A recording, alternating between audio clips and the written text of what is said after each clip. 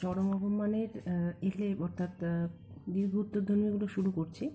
আচ্ছা, প্রথম কথা হচ্ছে এখানে অনেক অঙ্ক একই রকম আছে যেগুলো তোমরা স্মল অ্যান্সার টাইপে অলরেডি করে ফেলেছো, তো আমি কিন্তু আর সেগুলো করছি না। বা লং অ্যান্সার টাইপেও যেগুলো একই টাইপের অঙ্ক আছে আমি ছবিগুলো এঁকে দিচ্ছি যেগুলো তোমাদের করতে সুবিধা হবে। বা ধরো কিছু কিছু অঙ্ক আমি দেখলাম উদাহরণেও যেসব টাইপের অঙ্ক আছে মানে একই টাইপের অঙ্ক তোমাদের বোঝানোর জন্য তো আমি অবশ্যই করে দেবো, কিন্তু একই টাইপের অঙ্কগুলো আমি কিন্তু বারবার করছি না। সেটা তোমরা নিজেরা চেষ্টা করে আমাকে বলবে যে কোনটায় অসুবিধা হচ্ছে। যেমন ধরো 1 নম্বর, 2 নম্বর, 3 নম্বর, 4, 5, 6, দেখো একই টাইপের অঙ্ক। যে তোমাদের আচ্ছা তোমাদের যে প্রবলেমগুলো, যে যদি এফ ড্যাশ সি এর অস্তিত্ব না থাকে তবে এক্স ইকুয়াল টু 0-তে এফ এক্স অপেক্ষকটির কোনো প্রান্তিক মান থাকতে পারে কি? তারপরে একই সি ইকুয়াল টু 0-তে এফ ড্যাশ অপেক্ষকের উপর যুক্তিসহ বলো। তাহলে যদি এফ ড্যাশ সি এর অস্তিত্বই না থাকে তাহলে কি করে চরম বা অবমান থাকবে? সেটা তো তোমরা নিজেরাও জানো, আমি বোঝানোর সময় বলেছি। এগুলো নিজেরা চেষ্টা করবে করার। তারপরেও যদি না পারো আমি নিশ্চয়ই করে দেব, ঠিক আছে? একটু নিজেরা এগুলো চেষ্টা করো, এগুলো ইজি শর্ট কোয়েশ্চেন হিসেবে ওগুলো আসতে পারে। আচ্ছা, 7 নম্বরটা দেখো। 7 নম্বরটা আমি করে দিচ্ছি। 8, 9, 10 এগুলো প্রায় একই টাইপের অঙ্ক, ঠিক আছে?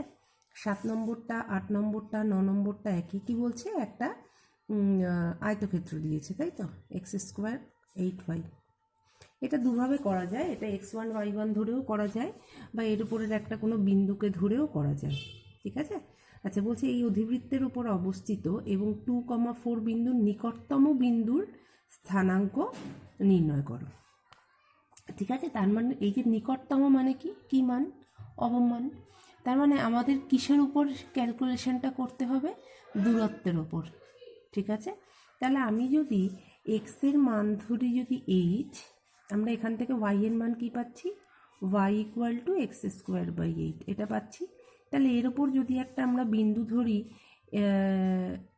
এইচ কে একটা যদি বিন্দু ধরি, তাহলে কে এর মান কত হচ্ছে? h²/8। তাহলে বিন্দুটার স্থানাঙ্ক হলো h, h²/8, ঠিক আছে? এইটা হলো বিন্দু স্থানাঙ্ক। এইবার এই বিন্দু থেকে কি বলছে?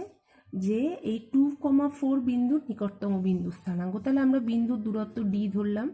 বিন্দুর দূরত্ব তাহলে কি হবে? কোন বিন্দু থেকে বলেছে? 2,4 বিন্দু থেকে, তাই তো? তাহলে 2,4 বিন্দু থেকে দূরত্ব কি হবে? h - 2 তার হোল স্কোয়ার প্লাস h²/8 - 4 তার হোল স্কোয়ার, ঠিক আছে? এবারে দেখো, যখন তোমাদের এরকম অঙ্ক থাকবে যে যেটার রুট আছে, তো এটার যদি আমাদের ডেরিভেটিভ করতে হয় ব্যাপারটা খুব টাফ হয়ে যাবে। তাই আমরা কি করব? এর ডি স্কোয়ার করে নেব। তার মানে হচ্ছে h², এর ভেতরটাকে ভাঙিয়ে দাও, h² - 4h + 4, আর এটা হচ্ছে কত? h⁴, h⁴/64 minus 2 × h²/8 × 4 plus 4² মানে 16। এইটা হলো। এবার এটাকে একটা কিছু ধরে নাও।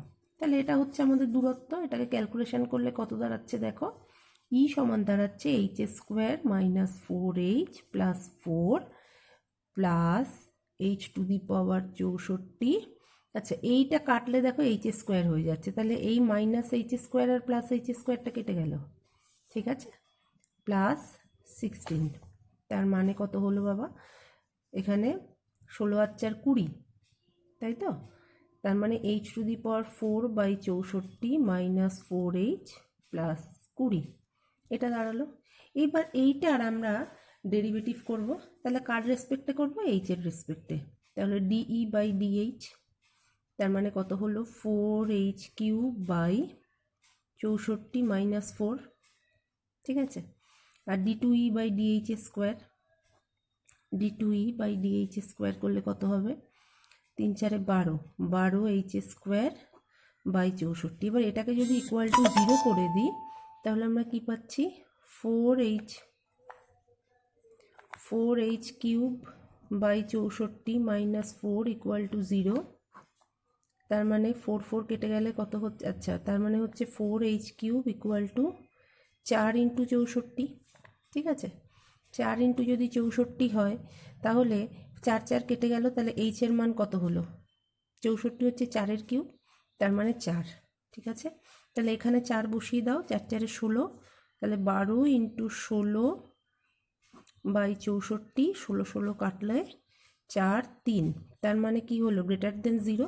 তাহলে এই বিন্দুতে অবমান আছে, তাহলে বিন্দুটার স্থানাঙ্ক কত হলো? এই যে আমরা এইটা ধরেছি, তার মানে হচ্ছে 4, এইচ স্কোয়ার মানে হচ্ছে 4 স্কোয়ার 16/8, তার মানে 2, তাহলে বিন্দুটার স্থানাঙ্ক হলো 4,2। ঠিক আছে, দেখো একই রকম অঙ্ক। পরেরটা কি বলছে? এত অধিবৃত্তের উপর এমন একটি বিন্দুর ভুজ নির্ণয় করো যা A0 বিন্দুর নিকটতম। আচ্ছা, আমাদের তো ভুজ না, আমরা পুরো বিন্দুটার স্থানাঙ্কটাই ধরবো, ঠিক আগের অঙ্কটার মতো। দেখো y square equal two 2px, তাহলে আমরা যদি x এর মান h ধরি তাহলে y এর মান কত? 2ph। এখানে y স্কোয়ার যেহেতু দিয়েছে, তাহলে এটা এখানে আমরা তাহলে x এর মানটাকে বার করে নাও, তাহলে x এর মান h হলে y এর মানটা h হলে x এর মানটা এখান থেকে আমরা বার করে নিতে পারবো, তাহলে আমাদের বেশি ইজি হবে। মানে স্কোয়ারটাকে আমরা ধরবো সবসময়, এইটাকে যদি h ধরি তাহলে এখান থেকে x এর মানটা পেয়ে যাচ্ছি, যা এর থেকে নিকটতম। ঠিক একইভাবে করবে। আচ্ছা, এই সরলরেখার উপর অবস্থিত যা বিন্দু মূল বিন্দুর থেকে, আচ্ছা এই সরলরেখার উপর অবস্থিত একটা বিন্দুর স্থানাঙ্ক যদি আমরা h আর k ধরি, তাহলে ঠিক একইভাবে আমাদের কাজ হবে হচ্ছে একই বিন্দুতে ট্রান্সফার করে নেওয়া, না হলে আমরা ডেরিভেটিভটা করতে পারবো না। তার মানে আমি কি বলছি দেখো, 2x + 3y = 6। আমি ধরলাম এর উপর একটা বিন্দু আছে hk, তাহলে hk এটাকে স্যাটিসফাই করে। কত নম্বর? 9 নম্বর। তার মানে হলো 2h + 3k = 6, তার মানে বিন্দুটা কি হলো? 3, ধরো আমি k এর মানটাকে ট্রান্সফার করব, তার মানে k এর মান হলো হচ্ছে 6 - 2h/3, তার মানে বিন্দু স্থানাঙ্ক হলো এটা। এবার এই বিন্দুর থেকে আমরা মূল বিন্দুর দূরত্বটা বার করব, তারপরের পদ্ধতি ঠিক একই রকম। ঠিক আছে, আচ্ছা তারপরেরটাও তাই, লম্ব দূরত্ব নির্ণয়, ওই যে সেই সূত্র c/√a² + b²। পরেরটা, আচ্ছা এবার 11 নম্বর অঙ্কটা দেখো, 5কে দুটো অংশে ভাগ করতে বলেছে, তার মানে আমরা ধরলাম x + y = 5, তাহলে y = 5 - x, দুটো অংশে ভাগ করলো। বলছে ওদের গুণফলের মান বৃহত্তম হবে কখন? যাতে একটির বর্গ, তার মানে ধরলাম x², অপরটির ঘনের, তার মানে এই গুণফলের মান বৃহত্তম হবে, তার মানে এটাকে আমি ধরলাম। এবার এটার ক্যালকুলেশন করতে পারবে। আচ্ছা, পরেরটা কি বলছে? একটি বর্গক্ষেত্র এবং একটি বৃত্তের পরিসীমার মান প্রদত্ত। এটা দেখো খুব ইজি। একটি বর্গক্ষেত্র এবং একটি বৃত্তের পরিসীমার মান প্রদত্ত, প্রমাণ করো তাদের ক্ষেত্রফলের সমষ্টির মান ক্ষুদ্রতম হবে যখন বর্গক্ষেত্রের একটি বাহুর দৈর্ঘ্য মান বৃত্তের ব্যাসের সমান হবে। ঠিক আছে, তাহলে একটা বর্গক্ষেত্র বর্গক্ষেত্রের পরিসীমা আমরা ধরলাম 4, বর্গক্ষেত্রের পরিসীমা s ধরলাম আমরা 4a, আর বৃত্তের পরিসীমার সমষ্টির মান প্রদত্ত। আচ্ছা, দুজনের পরিসীমা ধরলাম, একটা s একটা a, এটা ধরে নিলাম আমি k। তাহলে বর্গক্ষেত্রের পরিসীমা হচ্ছে 4a আর বৃত্তের পরিসীমা হচ্ছে 2πr = k।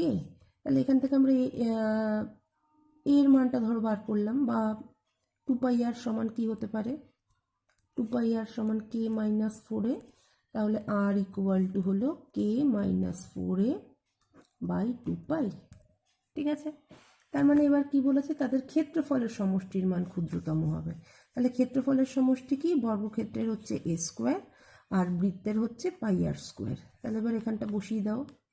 এবার দেখো তোমরা করতে পারবে, পাই ইন্টু এই মানটা বসিয়ে, ধরো এটাকে তোমরা একটা কিছু ধরে নিলে, ধরো ভি ধরে নিলে, এইবার ভি এর মানটা ক্যালকুলেট করতে হবে। আচ্ছা, 13 নম্বর 14 নম্বর এই অঙ্কগুলো আমি আর বলছি না, কারণ এগুলো তোমরা আগেও করেছো, যে সরলরেখায় যখন গতিশীল হয় তখন dx/dt করলে এসটা হচ্ছে দূরত্ব, তার dx/dt করলে আমরা বেগ পাই, d2x/dt² করলে আমরা ত্বরণ পাই। এগুলো তোমরা জানো, তাই আমি এগুলো আর বলছি না, তোমরা নিজেরা এগুলো চেষ্টা করবে। আমি 15 থেকে বলছি। যেমন ধরো 20 নম্বরের অঙ্ক, 20, 21, এই অঙ্কগুলো তোমরা আগে করেছো, তাই আমি এগুলো আর কিন্তু বলবো না। আচ্ছা দেখো, যে অঙ্কগুলো একটু ছবি দিয়ে ক্রিটিক্যাল থাকবে, নতুন টাইপের অঙ্ক, আমি কিন্তু তোমাদের সেগুলোই বলে দিচ্ছি আর প্রয়োজনে করে দিচ্ছি।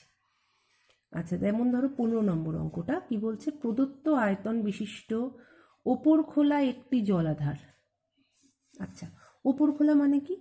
ধরো ওপর খোলা যখন হচ্ছে, ওপর খোলা হলে কি হচ্ছে, যেমন ধরো যে বাড়িতে ওপরে যে রিজার্ভার বা ট্যাঙ্কগুলো থাকে সেগুলো যদি আয়তঘনাকার হয় তাহলে ব্যাপারটা কি হয়, এরকম তো, ব্যাপারটা এরকম। তাহলে এর যদি ভূমিটা বর্গাকার হয়, নিচের ভূমিটা বর্গাকার হলে তাহলে ওপরটাও সেম হয় আমরা জানি, কিন্তু এই পার্টটা নেই, ওপরটা খোলা, নাহলে ট্যাঙ্কে তো জল ঢালবে কী করে, ওপরটা খোলা। এবার এর যদি ওপরটা খোলা হোক আর যাই হোক, তাহলে ভূমি যদি বর্গাকার হয় এবং পার্শ্বতলগুলি উলম্ব, প্রদত্ত আয়তন বিশিষ্ট, পার্শ্বতলগুলি উলম্ব, ভূমি বর্গাকার, তাহলে পার্শ্বতলগুলোর উচ্চতা আমরা এইচ ধরলাম। কারণ দেখো এই উচ্চতাটা যদি এইচ হয় আর এর ভূমি আর লম্ব, ভূমি যখন বর্গাকার হয় দৈর্ঘ্য আর প্রস্থ এ হবে, তার মানে এর আয়তন কি হবে, V equal to a square H. ঠিক আছে, এবারে কি বলছে, এবারে তোমার সিমেন্ট করবে। সিমেন্ট করার অর্থ কি, সমগ্র তলের ক্ষেত্রফল। তাহলে সমগ্র তলের ক্ষেত্রফলের সূত্র কি, সমগ্র তলের ক্ষেত্রফলের সূত্র হচ্ছে 2 ইন্টু দৈর্ঘ্য ইন্টু প্রস্থ, প্রস্থ ইন্টু উচ্চতা। আচ্ছা, তাহলে এই যদি আমরা করি, এখানে আমরা একটা স্কোয়ার পাচ্ছি 2 স্কোয়ারের জায়গায়, কারণ এক পাশটা খোলা। আর বাকি যে কটা আছে সে কটায় দেখো আমরা কি পাচ্ছি, প্রত্যেকটা এই যে বাকি যে তলগুলো আছে, দৈর্ঘ্য ইন্টু প্রস্থ, প্রস্থ ইন্টু উচ্চতা, উচ্চতা ইন্টু দৈর্ঘ্য, তাহলে সেগুলোর প্রত্যেকটার ক্ষেত্রে কি পাচ্ছি, এইচ। তাহলে এইচ মানে হচ্ছে 2ah, দুটোই দৈর্ঘ্য আর প্রস্থটা সমান, তার আগে একটা 2 থাকে, তার মানে হলো 4ah। টোটাল 6টা তল, একটা নেই, তার ক্ষেত্রে আর ভূমিটার ক্ষেত্রফল স্কোয়ার, বাকি 4টে তলের ক্ষেত্রফল হচ্ছে এই। ঠিক আছে, এবার বলছে উচ্চতা বিস্তারের, বিস্তার মানে এক্ষেত্রে ভূমিটার কথা বলছে, বিস্তারের অর্ধেক হবে। ঠিক আছে, তাহলে দেখো এখানে আমরা দেখতে পাচ্ছি আমাদের দুটো টার্ম রয়েছে, একটা এইচ রয়েছে, একটা এ রয়েছে। তাহলে আমাদের এই এইচটাকে আমরা কনভার্ট করে নিই, তাহলে আমরা কি লিখব, H equal to V by A square, এখানটা বসিয়ে দাও, ভিটা একটা কনস্ট্যান্ট টার্ম। আমি এই অঙ্কটা করে দিচ্ছি, তাই পরের অঙ্কগুলো কিন্তু আমি আর করব না, তোমরা নিজেরা চেষ্টা করবে। তাহলে 4a into V by A square, তার মানে কত হলো, A square plus 4v by A. এবার এর রেসপেক্টে আমরা ডেরিভেটিভ করি,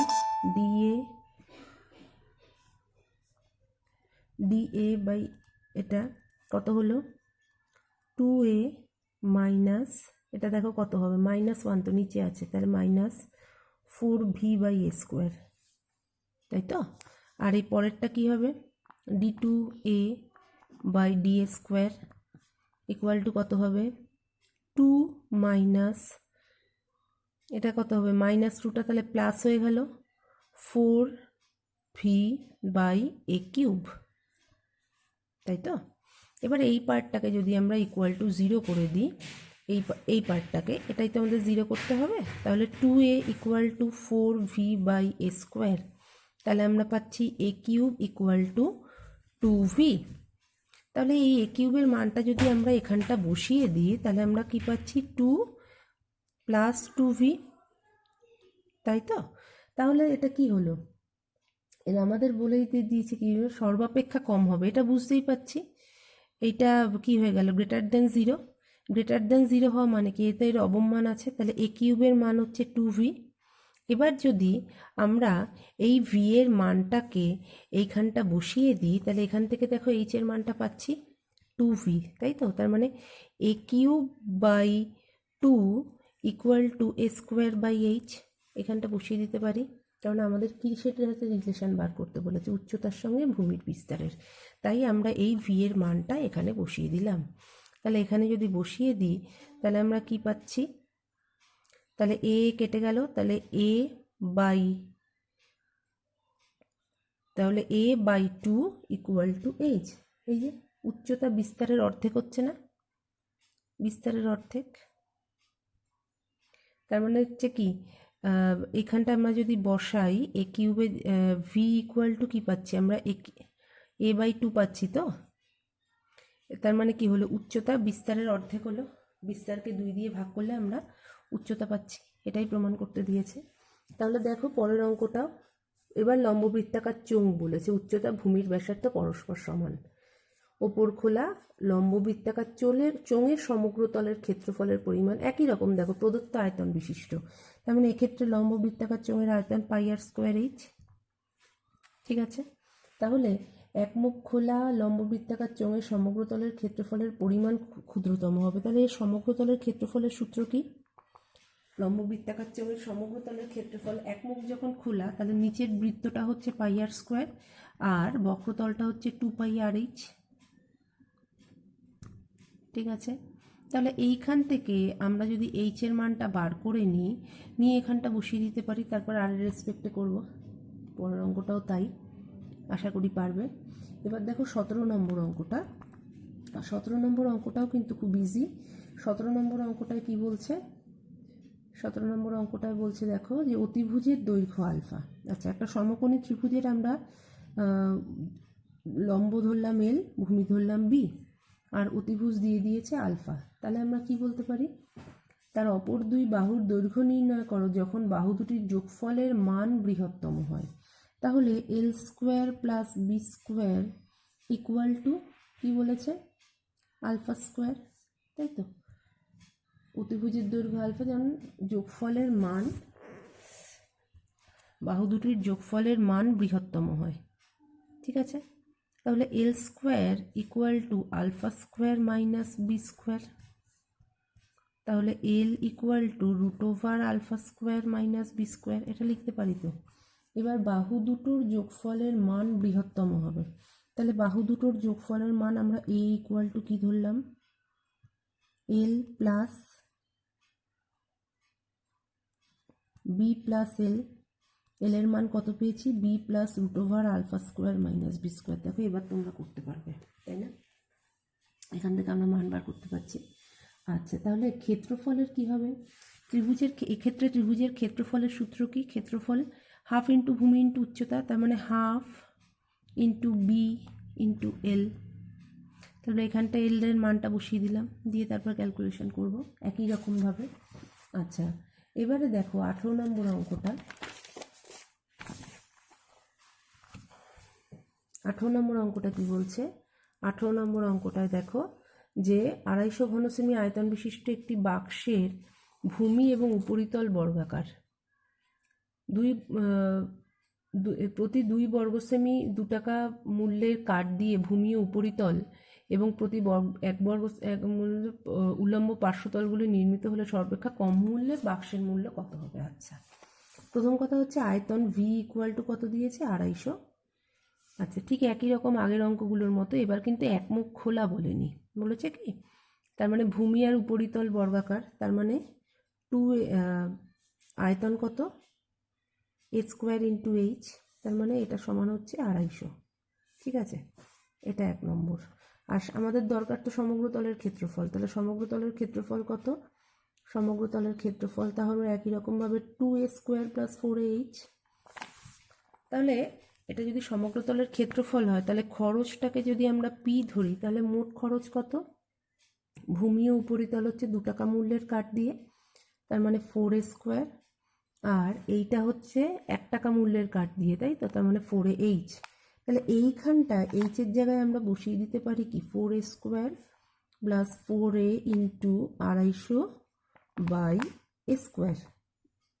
তাহলে এ কেটে গেল এ। দেখো এবার তোমরা করতে পারছো ঠিক একই রকম অঙ্ক। আচ্ছা, তারপরেরটা দেখো যে একটি প্রদত্ত বৃত্তের ভেতর যেসব সমদ্বিবাহু ত্রিভুজে অন্তর্লিখিত করা যায় তাদের মধ্যে যার পরিসীমা সর্ববৃহৎ সেটি একটি সমবাহু ত্রিভুজ, যার ক্ষেত্রফল সর্ববৃহৎ সেটি একটি সমবাহু ত্রিভুজ। ঠিক আছে, তার মানে 19 নম্বর অঙ্কটা কি হবে? এই যদি একটা আমরা সমবাহু ত্রিভুজ আঁকি, সমদ্বিবাহু ত্রিভুজ আঁকি, তার মানে ধরো এইটা যদি কেন্দ্র হয় তাহলে এইটা হচ্ছে ব্যাসার্ধ। ঠিক আছে, এটা হচ্ছে বৃত্তের ব্যাসার্ধ। তাহলে এই যে বৃত্তের ব্যাসার্ধটা দেখো এইখানে এই যে কেন্দ্রটা থাকছে, এইটাকে যদি আমরা আর ধরি, তাহলে এই যে বাকি যে উচ্চতাটা সেটাকে আমরা এইচ ধরতে পারি, তাই তো? তাহলে এই ধরতে পারি এইটা হচ্ছে ভূমি আর এই দুটো হচ্ছে সমান বাহু। তাহলে এইটা হচ্ছে এইটা যদি এইচ হয় তাহলে আমরা সরি তার মানে আমরা একটা সূত্র শিখেছিলাম মনে আছে অতি সমদ্বিবাহু ত্রিভুজের ক্ষেত্রে হাফ ইন্টু ভূমি বি, তারপর এখান থেকে একটা সূত্র বার করেছিলাম ভূমি স্কোয়ার লম্ব স্কোয়ার, সেটা তার মানে এটা b/2 হচ্ছে, b/2 করে আমরা এটাকে আর ধরে এই উচ্চতাটা বার করতে পারি, তারপর হাফ ইন্টু ভূমি ইন্টু উচ্চতা। সেখান থেকে আমাদের দেখাতে হবে যে এটা একটা সমদ্বিবাহু ত্রিভুজ। আমি ঠিক এরকমই একটা সমবাহু ত্রিভুজ প্রমাণ করা তোমাদের দেখিয়ে দেবো, তাহলে এই অঙ্কটা তোমাদের করতে সুবিধা হবে। আচ্ছা 20-21 আগেও তোমরা করেছো। আচ্ছা এইবারে দেখো, এই দেখো সেম অঙ্ক একটা রয়েছে 22 নম্বর 23 নম্বর। আগে আমি 23 নম্বরটা দেখাচ্ছি, তারপরে 22 নম্বরটা দেখাচ্ছি। বলছে কি কোনো চিত্রের আকার হলো একটি অর্ধবৃত্ত, এই হচ্ছে একটা অর্ধবৃত্ত, ও তার ব্যাসের ওপর একটি আয়তক্ষেত্র। এই যে তার ব্যাসের ওপর একটা আয়তক্ষেত্র রয়েছে,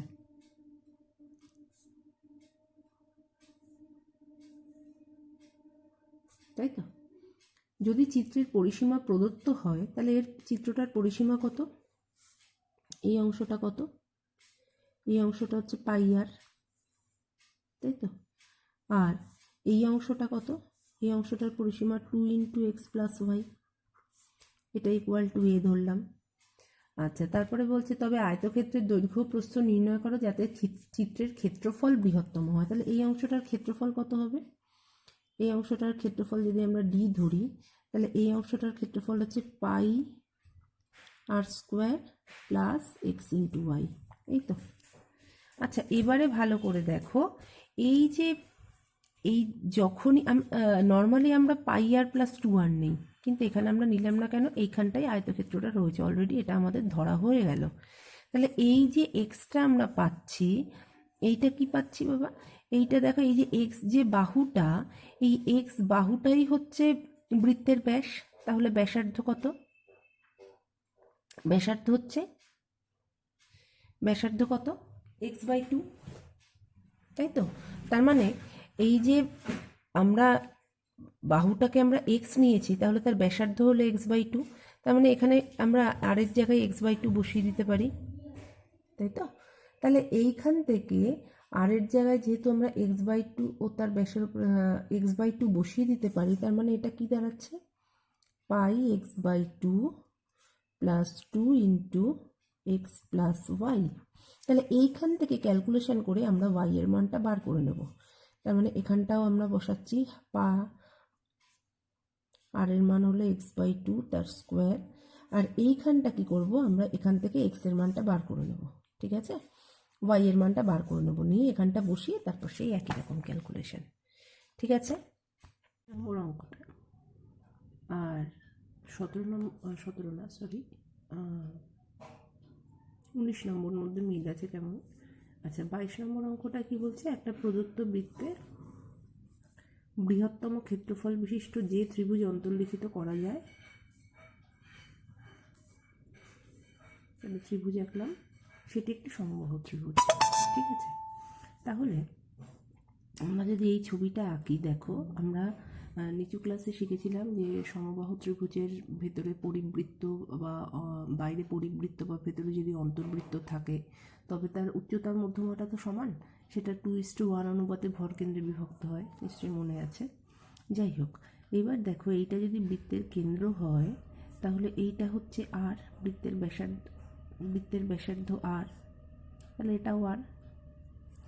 এবার এইখানটাকে যদি আমরা এই উচ্চতাটাকে টেনে দিই তাহলে এই পুরোটা হচ্ছে উচ্চতা, তার মানে সেটা আমরা কি পাচ্ছি? এইটুকু যদি আমি এইচ ধরি তাহলে উচ্চতাটা পাচ্ছি আর + এইচ, তাই তো? তাহলে এই যে উচ্চতাটা, তাহলে এটা যদি আমরা সমবাহু ত্রিভুজের বাহু যদি এ ধরি তাহলে এই অংশটুকু a/2, বা যদি 2a ধরে নিই তাহলে এই অংশটুকু 2a ধরলে আমাদের ক্যালকুলেশানে সুবিধা হবে, আর কিছু না। তাহলে এইটুকু a, তাহলে এইটা হচ্ছে কি? অতিভুজ। তাহলে অতিভুজের স্কোয়ার, তার মানে r² equal to h² + a²। তাহলে আমরা যদি h এর মানটা কত বসাতে পারছি? তাহলে h equal to √r² - a²। দেখো এখানে আমরা পজিটিভ মানটাই নেব, নেগেটিভটা নেব না, কারণ দূরত্ব। তাহলে এই উচ্চতা আমরা টোটাল কত পেলাম, r plus √r² minus a square. ঠিক আছে, এটা যদি উচ্চতা হয় তাহলে আমাদের সর্ববৃহৎ কী দেখাতে বলেছে, ক্ষেত্রফল। তাহলে ক্ষেত্রফল কী হবে, তাহলে ক্ষেত্রফল a = ½ ইন্টু ভূমি, ভূমিটা তাহলে কত 2a ইন্টু উচ্চতা, তাহলে r plus √r² minus a square. ঠিক আছে, তাহলে হাফ হাফ কেটে গেল, তাহলে ar plus a into √r² minus a square. এবার যদি আমরা এর রেসপেক্টে ডেরিভেটিভ করি dA by d small a, তার মানে কি পাচ্ছি, আর প্লাস এটাই আর পেলাম, এটাই কি পাচ্ছি, প্রথমটায় পেলাম হচ্ছে এটা থাকলো, তারপরেরটায় পেলাম হচ্ছে a ইন্টু a/2 বাই এটা নিচে চলে আসলো r² মাইনাস a স্কোয়ার আর মাইনাস 2a, এটা হলো তো। তাহলে মাইনাস এই 2 কেটে গেল, তার মানে জিনিসটা কি দাঁড়াচ্ছে, r plus √r² minus a square minus a square by √r² minus a square. তাহলে আমরা এই দুটোর মধ্যে যদি ক্যালকুলেশন করি আমরা কি পাচ্ছি, আর প্লাস, দেখো ক্যালকুলেশন করলে পাচ্ছি r² minus a square minus a square by √r² minus a square, এই তো পাচ্ছি। তাহলে এটা ইকুয়াল টু যদি আমরা 0 করে দিতে পারি তাহলে এখান থেকে আমরা দেখো মান বার করতে পারছি, বোঝা গেল আশা করি। তাহলে এখান থেকে আমরা মানটা বার করতে পারছি, এই যে আমরা যখন মানটা বার করব এখান থেকে আমরা আর এর মানটা পাচ্ছি, আর এর মানটা যদি পাই বা আর এর মানটা যদি এটাকে আর দিয়ে পাই তাহলে এখান থেকে এইচ এর মানটা পাবো। এই এইচ এর মানটাকে যদি আমরা দেখাতে পারি এরপরে d2a/dt² করবো, আরও বড় হবে ক্যালকুলেশনটা, d2a/d² করব, করে যখন আমরা ক্যালকুলেশনটাকে আরও বড়, এই পার্টটাকে এবার ইকুয়াল টু যদি 0 দেখিয়ে দিই তাহলে কি আসছে দেখো, r equal to minus r² minus 2a² by √r² minus a square. তাহলে এটাকে এই পাশে নিয়ে আসি, তাহলে r² into √r² minus a square equal to, এটা এই পাশে থাকলো তার হোল স্কোয়ার করে দিলাম, এটারও হোল স্কোয়ার করে দিলাম, তাহলে কি হলো, এই রুটটা উঠে গেল। তার মানে হচ্ছে দেখো r⁴ minus r² a square, আর এই পাশে আমরা কি পাচ্ছি, r⁴ minus 4r² a square plus 4a square, এই তো পাচ্ছি r⁴ কেটে গেল। তার মানে হচ্ছে 4r² a স্কোয়ারটা যদি ওপাশে যায়, এটা যদি এপাশে যায় তার মানে হচ্ছে 3r² a square equal two 4a⁴। তার মানে একটা a⁴ কেটে গেল, তাহলে r² equal to 4a square. ঠিক আছে, তাহলে a স্কোয়ারের মান আমরা কত পাচ্ছি, a স্কোয়ারের মান পাচ্ছি √3/2 ইন্টু √3/2 আর। ঠিক আছে, এবার এইখানটা যদি মানটা বসিয়ে দিই, দেখো আমরা বাহুটাকে ধরেছি হচ্ছে 2a, তাহলে উচ্চতা কত পাবো, √3/2 ইন্টু 2a, তাই তো, উচ্চতা পাবো হচ্ছে 2 কেটে গেলে √3a পাবো উচ্চতা। এবার এখানে এই মানটা বসিয়ে যদি আমরা উচ্চতাটা, এবার এই a স্কোয়ারের মানটা এখানে বসিয়ে এটাকে আমাদের বৃহত্তম দেখাতে বলেছে, বৃহত্তম আসবে সেকেন্ড অর্ডার ডেরিভেটিভ করে, আর এই উচ্চতাটা এখানটা বসিয়ে যদি আমরা √3/2 ইন্টু বাহু পেয়ে যাই তাহলে সমবাহু ত্রিভুজ প্রমাণ হয়ে গেল। এবার দেখো যখন আমাদের সমদ্বিবাহু বলবে সেম জিনিসটা আমাদের করতে হবে, কারণ সমদ্বিবাহু ত্রিভুজের সমান বাহু বাদ দিয়ে আরেকটা যে বাহু থাকে সেই বাহুটাও কিন্তু এইভাবেই উচ্চতাটা বার করতে হয়। তাহলে আমরা সেমভাবে উচ্চতাটা বার করে এরপরে এই ওর যে উচ্চতা, সেই উচ্চতাটাকেও যদি দেখাতে পারি যে ওটা √3/2 বাহু করতে পারছি, তাহলে একই রকমভাবে প্রমাণ হয়ে গেল। আর এটাও তাই, ওই পরিসীমাটাও তাই। সমদ্বিবাহু ত্রিভুজের পরিসীমা হচ্ছে 2a+b। ওখান থেকে যদি আমরা b=a দেখাতে পারি, তাহলে আমাদের পেরিমিটারটাও প্রমাণ হয়ে গেল। ঠিক আছে? তাহলে এইভাবে তোমরা এই পর্যন্ত অঙ্ক করো। আমি আবার আরেকটা এর পরেরটা আবার আমি করাবো।